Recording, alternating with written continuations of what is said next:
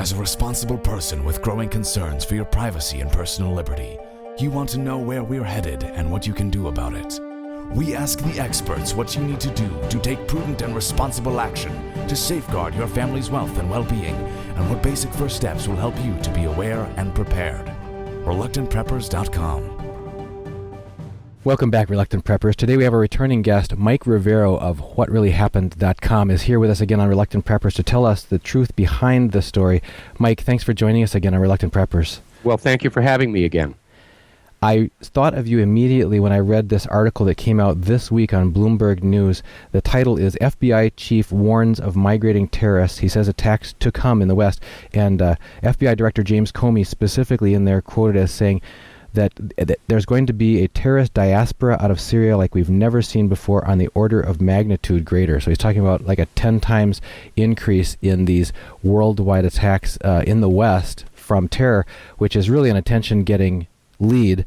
And it wasn't until I chased way down to the bottom of the last column on the extended page later in the section that it said, the FBI chief also spoke Wednesday of the unresolved fight over law enforcement access to encrypted communication that brought his agency into conflict with Apple earlier this year. He said the debate has dipped below public consciousness right now, but that a negative impact of encrypted communications is having on investigations. At some point, encryption is going to figure in a major event in this country. We've got to have the conversation before that happens. That's what's buried at the bottom of the article, with a lead on, get ready people, it's 10 times the attacks are coming. So can you give us your perspective on, first of all, the reality and the credibility of the warning, the actual risk that's being presented, and then secondly, what's going on with this leveraging of that statement to basically opportunistically, take away liberties, take away privacy?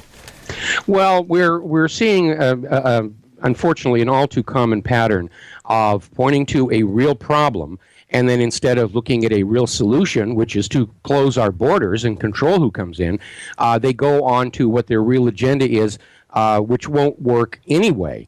Because, first of all, it's very easy to create your own systems of encryption.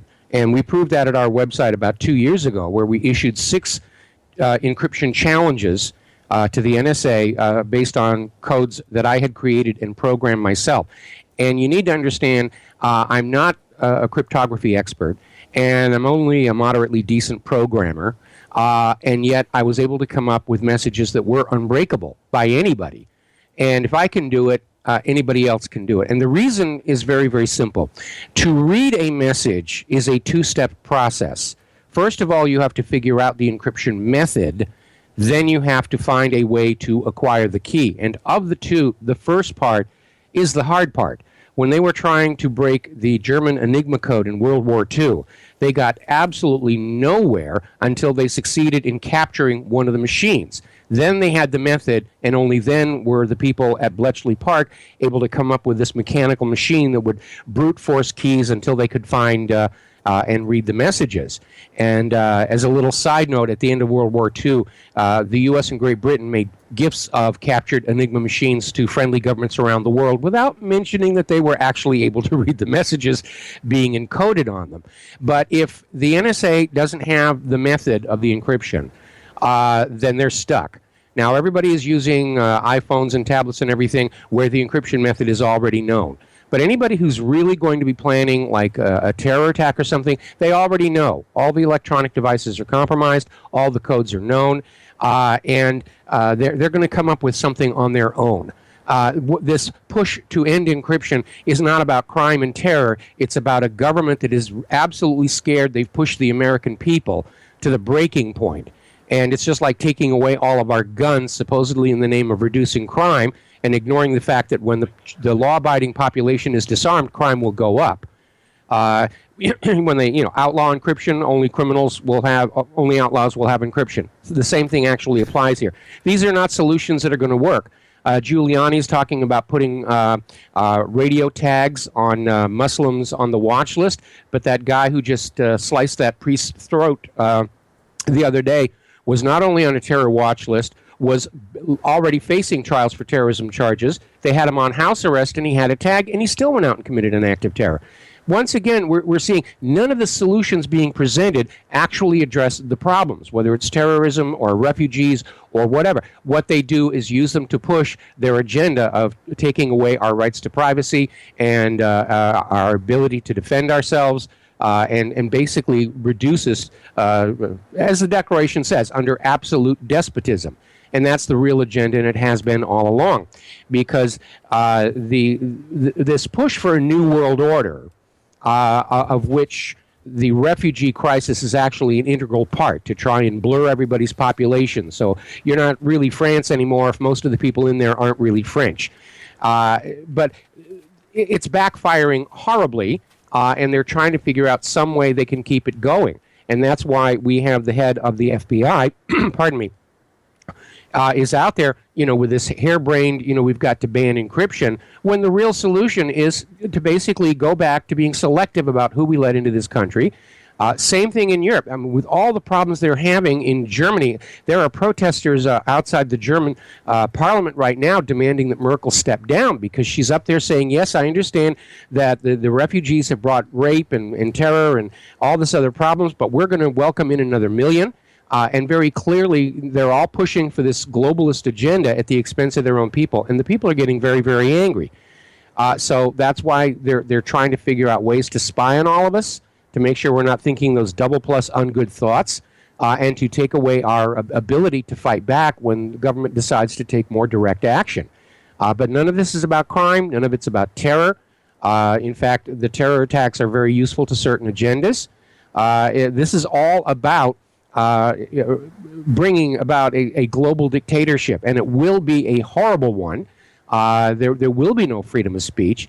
Otherwise, it will not survive the circumstances of its own creation, because everybody will know that this was all brought about through tyranny and fraud. Nobody will believe that this is a benevolent government that serves the common interest, certainly because of what we've been seeing here in the United States of America.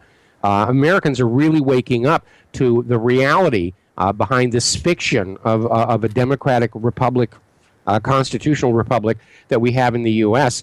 The antics at the Democratic National Convention, for example, was a pail of ice water in the face to voters as to just how badly disenfranchised they've become in the political process.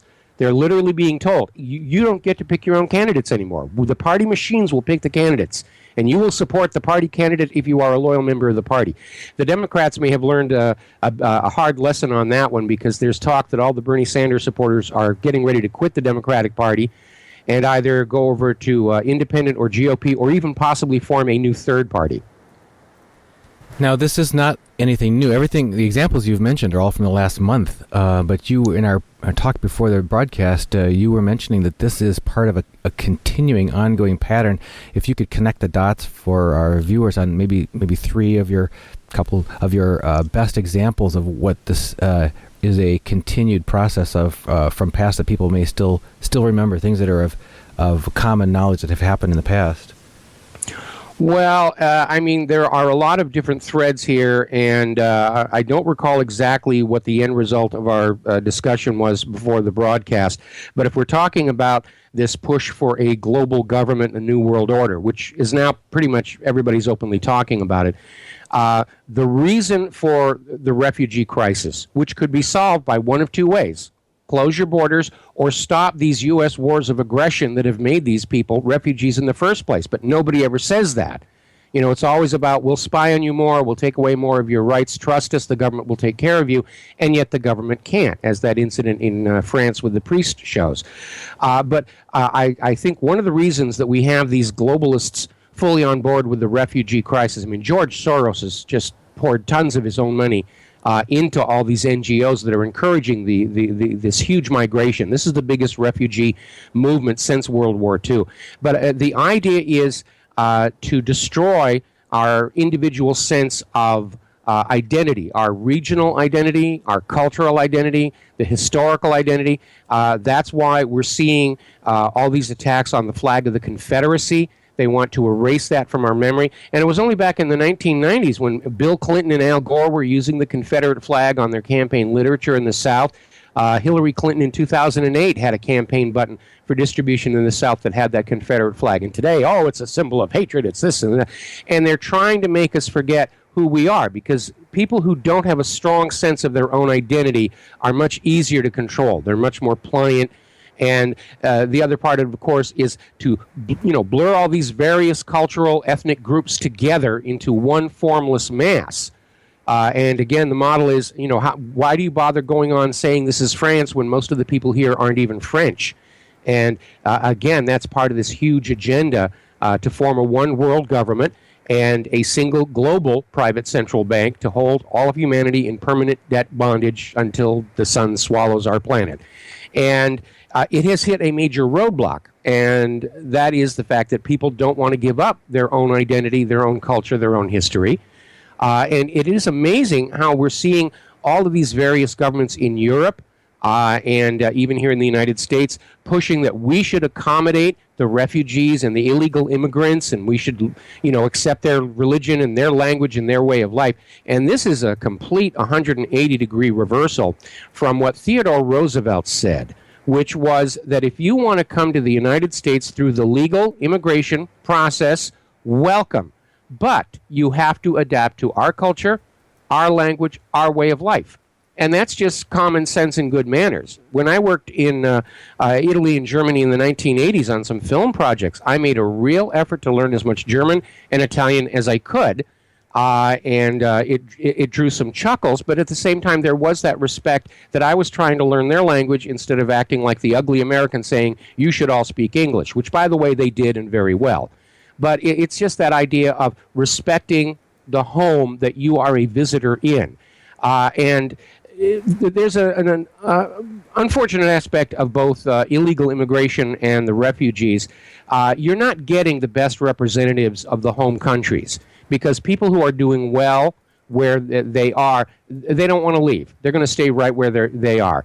Some years ago, Israel tried to offer economic inducements to Jews living in Iran to emigrate to Israel. And the Iranian Jews said, you're out of your mind. We're comfortable here. We're doing good business. One of the world's longest continuously operating synagogues is in Iran. They're not being maltreated at all. And they turned Israel down. What you find when you open up the borders is you're getting people who weren't able to make it in their own country. Some of them are fleeing prosecution. When the U.S. opened the borders to Cuban migrants a couple of decades ago, Castro went right down to the prisons, emptied them out, put them on boats, and said, 90 miles that way, get out of here. And the result was we had this insane crime and drug wave throughout southern Florida.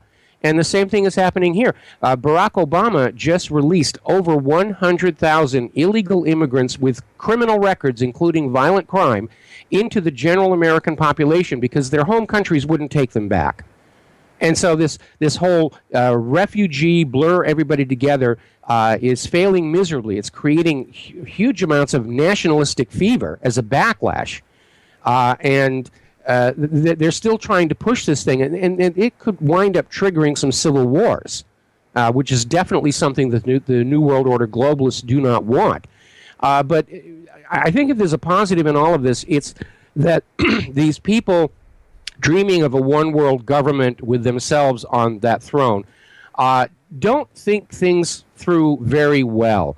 We have had a problem here in the United States for the last several administrations of handing the top spots in government not to the people best qualified for the job, but to the biggest campaign donors. And some of the Democratic emails that were leaked out about a week ago indicate Hillary's going to do exactly the same. She's going to fill all these top government positions with people with fat wallets, and they may not be qualified to really analyze what's going on.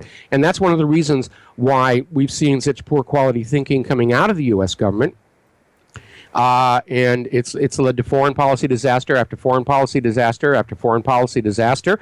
And Hillary is now already out there saying she's going to continue this same practice. Her biggest donors get to be head of this and head of that and so forth and so on. And there are some very questionable appointments already because we're talking about FBI Director Comey. As you know, he caused quite a stir when he came on out and with the FBI's report into Hillary's private email server. And he went on down detailing felony violations of Title 18.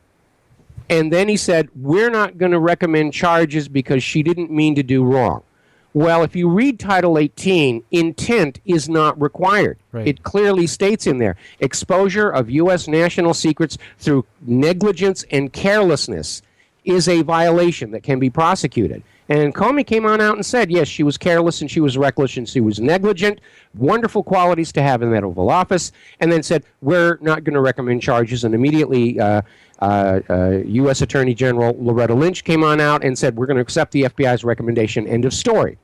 But it's not really the end of the story when you look at how these people got to be in the positions they are.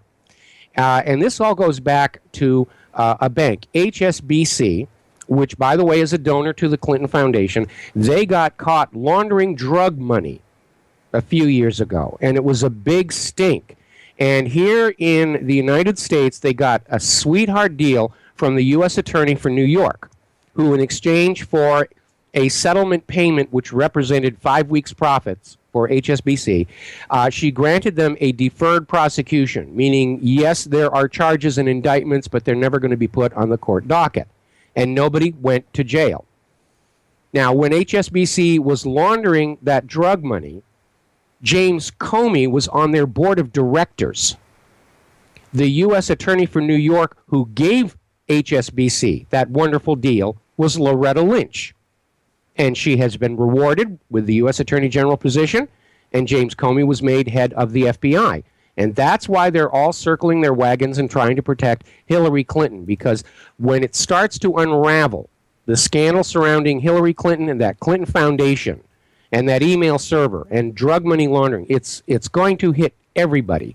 In fact, there's been supposedly this anonymous FBI insider who's been posting to the net through various Tor cutouts and everything that pretty much all of the top politicians are taking advantage of that Clinton Foundation as a gigantic money laundry and slush fund. There's a financial expert on Wall Street, Charles Ortel, I think his name is, and he did an analysis just based on the public records that literally tens of billions of dollars have disappeared into that foundation without a trace. Nobody knows where it went. And it actually opens up the possibility of a case of what's called inurement against the Clinton Foundation. And inurement is defined as operating a charitable foundation for your own personal benefit, right, which is very easy to prove and is certainly the case with the Clinton Foundation. But we're seeing this entire government. We're talking about the protection of scandals that could destroy the government as a whole. And it goes back for decades and administrations, and it involves CIA cocaine running during Bill Clinton's term as governor of Arkansas. They were bringing in heroin from Vietnam during the Vietnam War, and they've all gotten rich off of this. And the stark reality that people are just beginning to understand is the biggest drug smuggler in the country is the U.S. government itself. And they're all dipping in. And it's almost a repeat of what we saw happen during Prohibition, when they basically banned all alcohol. And those criminals who were trading in alcohol all of a sudden had huge amounts of money, enough to buy their way into the top levels of the government. That's where the Kennedy dynasty began. Old Joe Kennedy was a bootlegger and a rum runner. He used the Boston Archdiocese to launder his cash for him, and he was able to put his oldest son into the White House, and his next oldest was on the way to the White House when he got shot in that pantry out in Los Angeles. And Teddy would have been lined up for a term at the White House, except for that assassination attempt at Chappaquiddick, which he survived, but the Mary Jo Kopechne scandal basically cut off any possible hope that he would ever be in the White House. Well, today we're seeing exactly the same thing again, where those people who are participating in drug running are considered untouchable because exposing that to the American people would be a real problem. When they were doing that whole Iran-Contra investigation, where it came out the U.S. government was or private interests. It wasn't even officially a U.S. government operation. This was all being run by George Herbert Walker Bush when he was Reagan's vice president. And it was definitely not approved by Congress. It was a violation of the Boland Act, to be very, very honest. This covert war down in Nicaragua. And when Eugene Hassenfuss survived the shoot down of one of the CIA smuggler planes, and he just blabbed to the Nicaraguans what was going on, and it erupted in this huge scandal. And when they held hearings, they had a limited hangout. They talked about the guns, but anytime they started talking about what was on those planes on the return flights to Mena, Arkansas, the chair of this commission, which was Hawaii's own Senator Daniel Inouye, who locally was known as the one-armed bandit, would shout executive session. They'd close the doors, kick out the public and the press. And so the American people never got to hear the other part about how tons and tons of cocaine were being flown into the United States under the protection of the Central Intelligence Agency and being sold to American kids in order to fund this covert arms supply operation. And everybody was dipping in, and everybody got very, very rich. And the scandals about the early Clinton years in Arkansas basically point to this giant money laundry that was used to clean up this cash and make it available for all the participants through the Arkansas Development Finance Authority. And this included Morgan Guarantee. This was all part of that whole S&L disaster, where these savings and loans were being used to launder and then grow the drug money at the expense of the taxpayer. Whitewater itself, along with Flowerwood and Castle Grande, were these land flip operations that were part of the device of driving these S&Ls out of business. Because the way it would work is you would take your cash, which supposedly came from cash businesses that were legitimately owned, and you would put them in numbered and brokered accounts in the savings and loans. And George Herbert Walker Bush himself set the stage for this because he was the guy who raised the maximum insurance limit on S&L deposits from $10,000 to $100,000. So they're taking all their cash, they're breaking it into $100,000 chunks, and they're placing it in these accounts on the savings and loans. And then through the land flip deals and possibly a compromised bank executive, they would have a new company that would take out a huge loan, which is not subject to taxation, and that money would be clean. The source of a loan could be spent anywhere in the world, absolutely laundered. Well, then when the land that was involved in the land flips collapsed, the S&L would default. And here would come the Resolution Trust Corporation with a checkbook full of taxpayer money to make good on all the deposits. And you need to remember, those original $100,000 deposits that were put in there are still on the books. So through this whole shenanigan deal with the S&Ls, these CIA-connected drug runners were able to not only launder their money, they were able to grow it by almost double when they take out the legal and handling fees and everything like that, all on the backs of the American taxpayer. And it's a huge, huge scandal. And like I said, it's a repeat of the corruption under Prohibition. And that's what they're trying to protect. Because Hillary has already, apparently, according to some of my sources, she's already put out the word. If she is not made the president of the United States of America, she's going to start exposing these secrets. She and Bill Clinton know where all the dead bodies are buried and how they got to be dead bodies. They've been at the heart of this narcocracy all along. And Hillary just might be crazy enough to do it. And I'm certain she's got dead man switches with all this information planted all over the country, or something unfortunate probably would have happened to her by now. There's a related point that I wanted to get you to weigh in on, too. I'm reading a book called Return to Order by John Horvat II. It's about constitutionality and returning to a solid foundation. In the second chapter, they talk about their sort of manifesto that they're laying out. And one of the claims is that they said there's a sea change of attitudes towards capital and credit which led to a massive expansion and helped enthrone as a de facto ruling elite a reigning regime of bankers, businessmen, and technocrats with powers, fortunes, and privileges far outshining those of the kings and princes of old. And it goes on to say, today globalization extends the scope of these blocks and disruptive instruments whereby they might intemperately expand.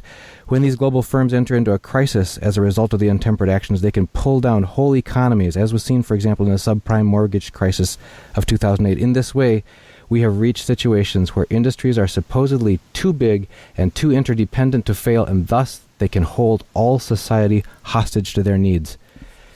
Well, that is certainly true. But you need to understand there's a downside to this globalism. First of all, they didn't engineer that 2008 meltdown. That was an artifact of the reckless running of the economy for the benefit of the money junkies and really not paying attention to what was going on at the street level.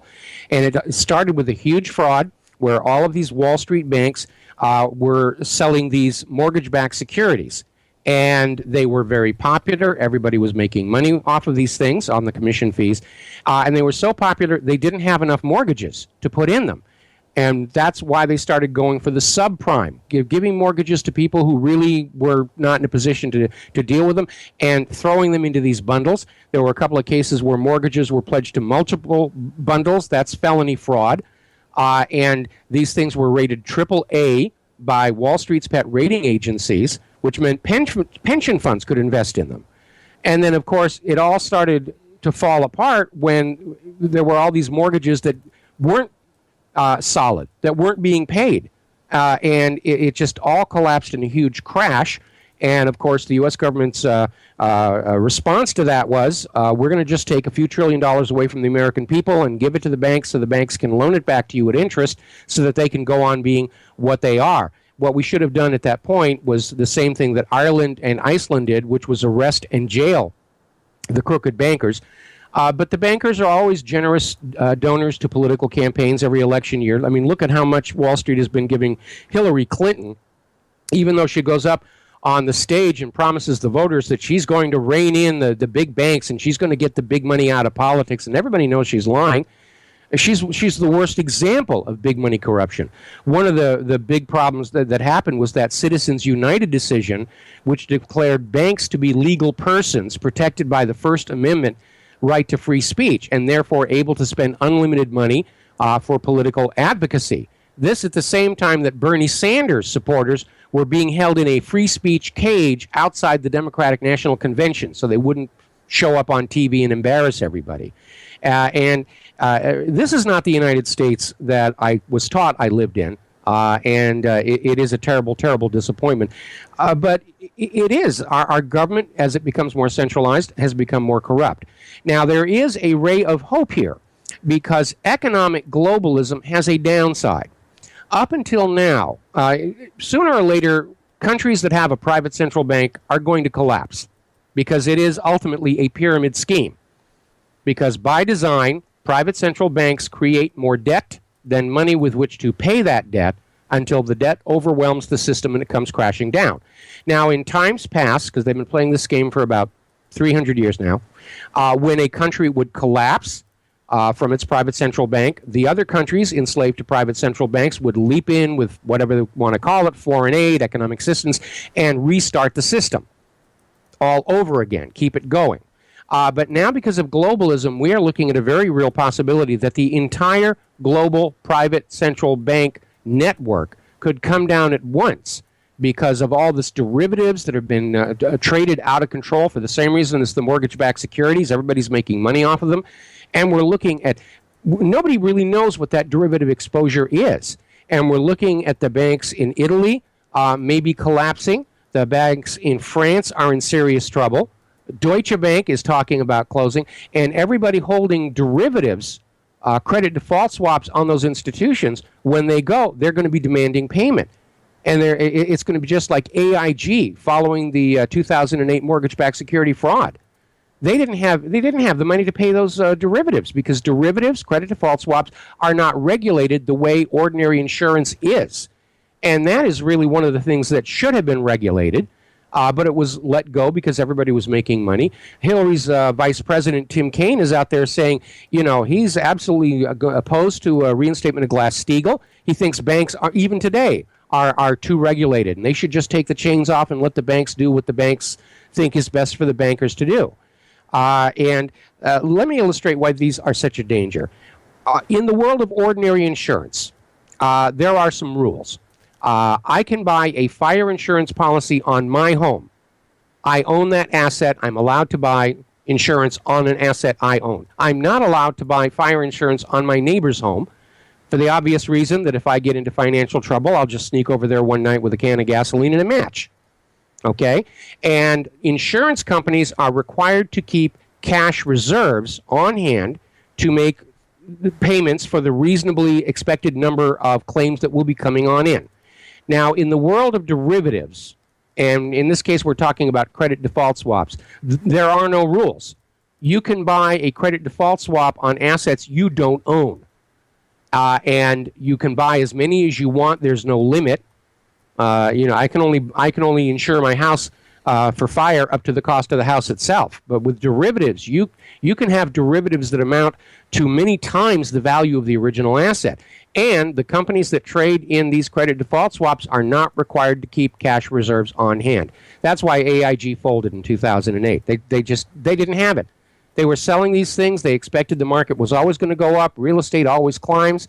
And it was money coming through the door, and literally had convinced themselves there was never going to be a time when anybody was going to be calling in any of these credit default swaps.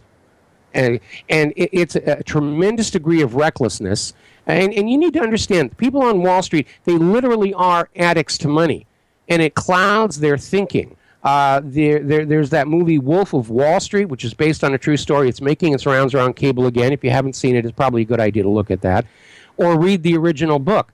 And there was another documentary, Inside Job. It actually won the Oscar for Best Documentary and then vanished from the American media. And they were talking about scientists had actually wired up scanners to some of these traders on Wall Street and discovered that when they hit a big score and lots of numbers appeared on the computer screen, the part of the brain that would light up was exactly the same one that lit up when they were doing cocaine. And there's a lot of cocaine abuse on Wall Street. These are not careful, analytical, logical executives. These are addicts, and they behave like addicts. We don't see them as addicts because they don't have the other side effects that we know from addicts, which is shabby clothing, living in poverty, and so forth, because they're addicted to money. And it doesn't matter how much they have now. They have to have more. They get their rush from a new chunk of money coming on in. And it really is a psychological problem. It's probably the only bad behavior that doesn't have a fancy name in that psychiatric diagnostic and statistical manual. But it is a problem. And letting these bankers run our economy makes about as much sense as letting a heroin addict or a drug addict run the local pharmacy. It's not going to result in a good end, and it hasn't in this case. If we could turn our attention now to the very medium by which we are trying to bring out this awareness and bring out this message, we skate on thin ice because they're not, even though we believe in free speech, and even, as you mentioned, even though we were brought up to believe that we live in a country that will defend to the death our right to say the truth or even our own opinions, we are on shaky ground in this world because there are serious, conflicts of interest on the part of the powers that be, including some that control not only the mainstream media, but even alternative media or social media.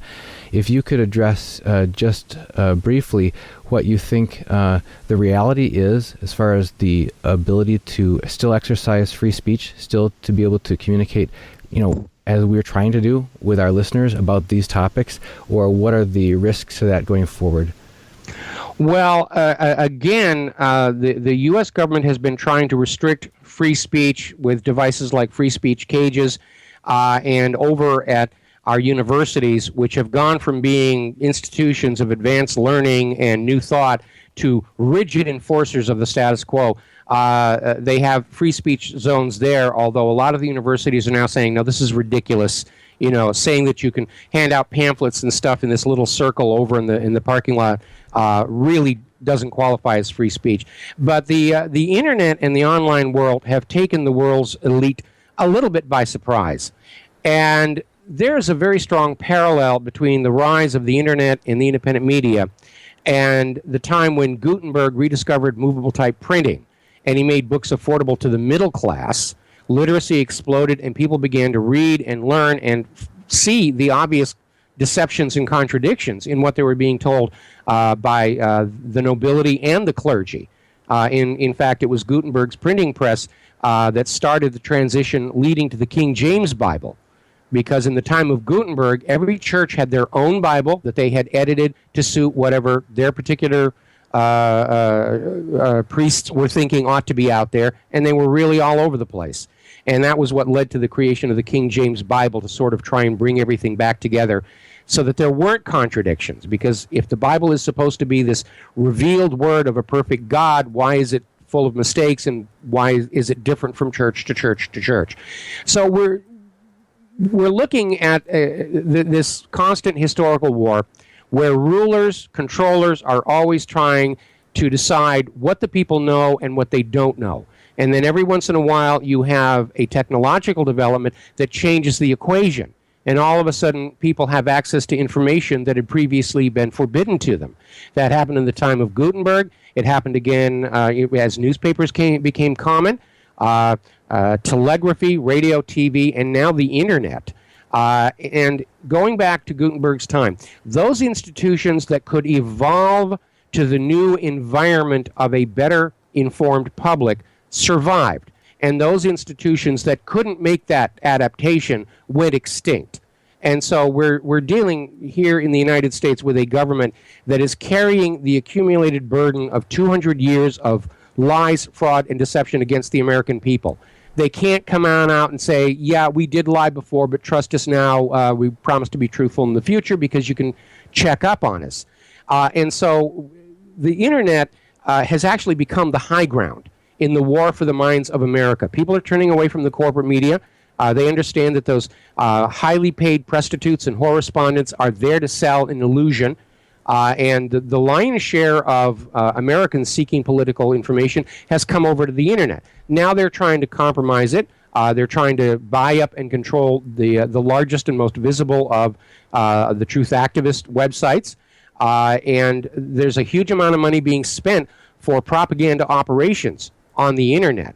Now, at this point, they can't take the internet as a whole down for, first of all, because too much commerce now depends on it, and second of all, because there's no justification for just shutting down the internet for private use. And it would be a free speech issue. So they're having to conduct their information war on a clandestine level. And that involves hiring people to go into chat rooms and post comments in support of agendas, which they're legally allowed to do. The lobbying laws, which require lobbyists to identify themselves to politicians, make an exemption where paid lobbyists do not have to identify themselves when they're talking to ordinary citizens. They can pretend to be just plain folks to make their argument a little bit more convincing. There are public relations companies that openly advertise on their website that for a fee they will load up a website discussion board with dozens of people who are there pushing whatever the client's agenda happens to be. So that stuff's been going on a long time.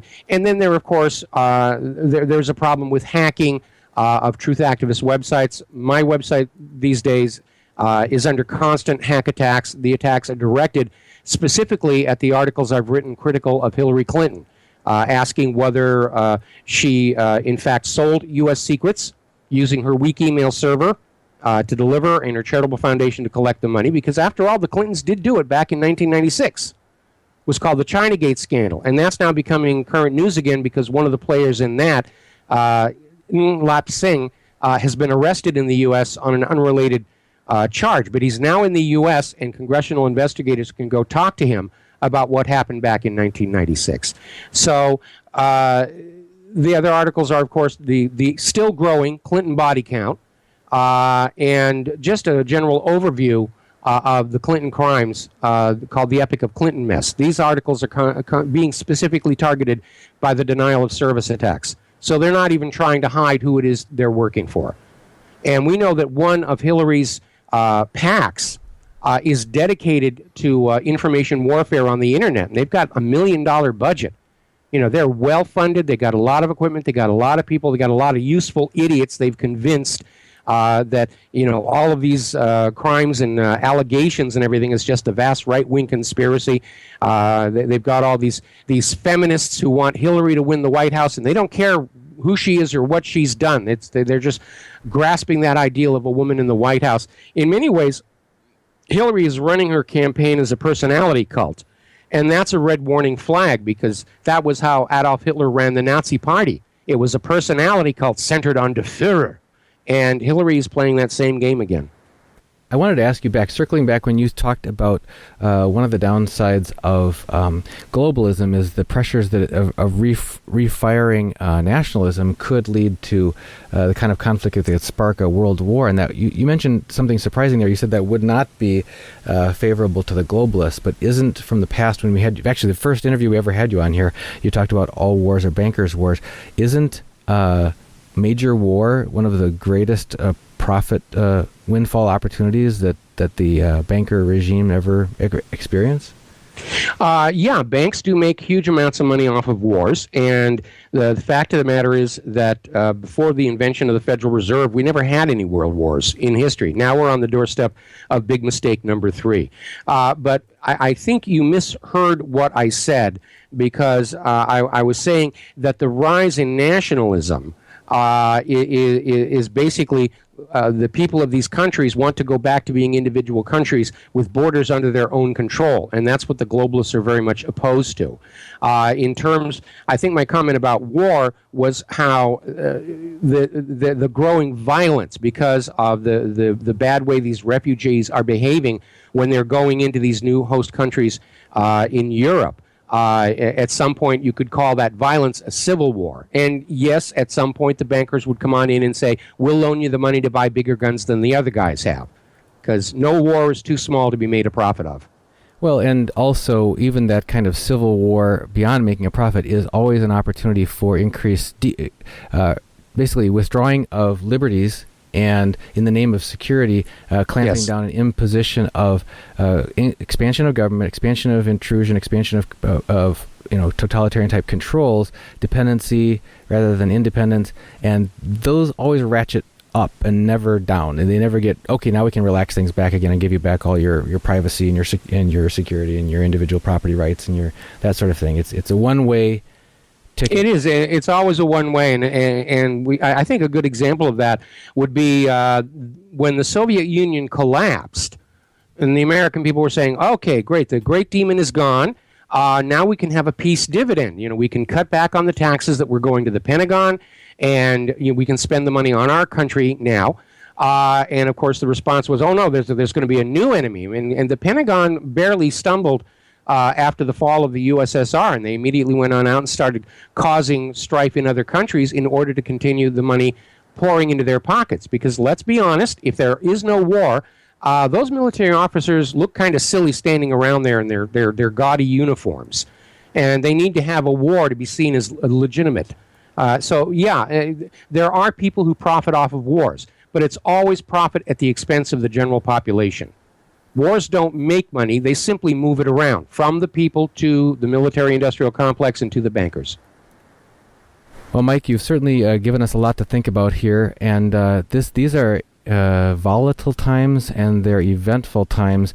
You've pointed out that this is, even though we're talking about a lot of things that are happening right now, a lot of this is nothing new. It's just a rehash and a replay of the playbooks that we've seen before, but the main key that we also hear from you is to open our eyes to see what's really going on and to act accordingly.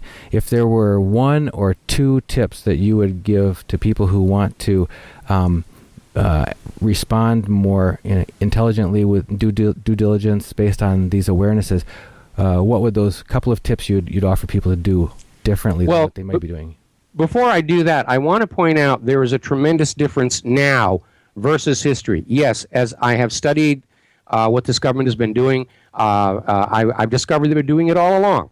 They lied about torpedoes in the Gulf of Tonkin to get us into Vietnam. They lied about a Spanish mine in Havana Harbor to get us into the Spanish-American War. They lied about weapons on the Lusitania to start World War I. Pearl Harbor was not, in fact, a surprise. Roosevelt worked an entire year goading the Japanese into the attack. The difference is now, because of the Internet and growing public skepticism, we see what's actually being done now. And I think one of the reasons we can say there's probably going to be a positive outcome is because the people in charge of all this propaganda and this machinations are still playing the game by the rules that worked at the height of the Cold War in the 1950s and 1960s, where the government would tell the media what to say, the media would say it, and those who were in possession of contradictory information had no way to get that out. Well, it's very different now because of the internet.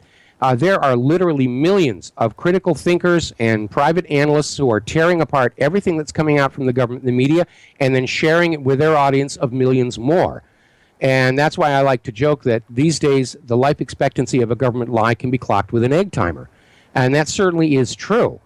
So it is a very different world, and the elites are a little slow understanding that profound fundamental change in how information is flowing through society, and they're playing catch-up.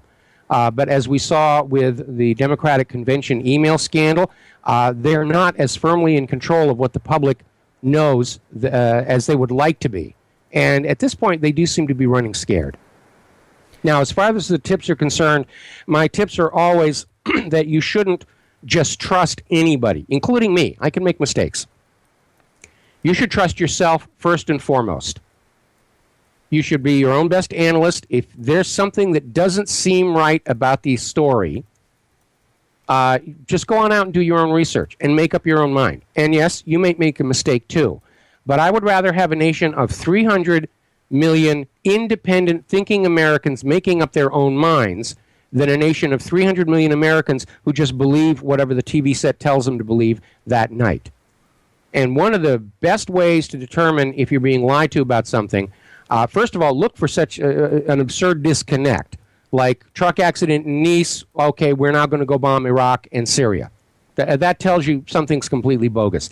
And the other one I like to give out is to find out if you're being lied to, look for what should be there and isn't. There'll be an official story that comes on out, and you're supposed to nod and believe it, but think it through. And say, does it make sense? Are all the pieces there necessary for this story to be true? One good example, of course, would be back when they were trying to frame Bashar al-Assad for using poison gas because they weren't going to say he had nuclear weapons because everybody knew they lied about Saddam having nuclear weapons. And they came on out and said, Bashar al-Assad is using banned sarin gas. You know, it's horrible. And then you look at the actual facts on the ground, and the part that should have been there and was not, was a reason for Assad to use sarin gas on his own Alawite supporters right on the day the UN chemical weapons inspectors arrived, virtually in front of them. And nobody could come up with a reason why Assad would do something that stupid. And that, of course, is why we knew it was just more, of these lies, like Saddam has nuclear weapons. And so, again, don't just accept what you're being told by anybody. Think it through for yourself. Become your own best analyst.